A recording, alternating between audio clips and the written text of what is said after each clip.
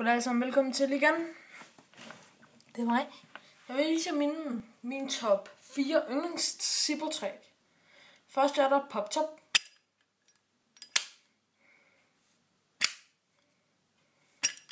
Som er meget enkelt at lave. Du skal sætte dine fingre der og i bunden. Og så flipper du bare sammen. Det kræver måske lidt øvning eller træning i starten. Godt nok. Så er der Married Man.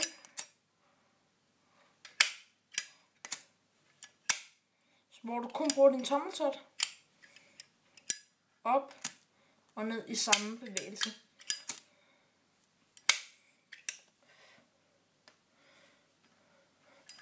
Det kan godt være, der kun lige kommer 3 tricks, fordi jeg har glemt et af dem. Godt nok så er der 360.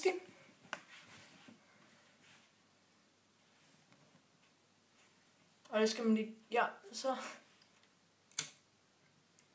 Prøv lige at lave den ordentligt.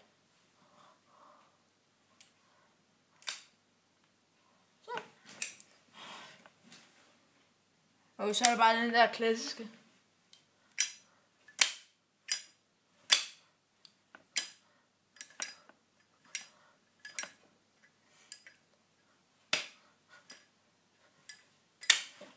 vil den ikke lide.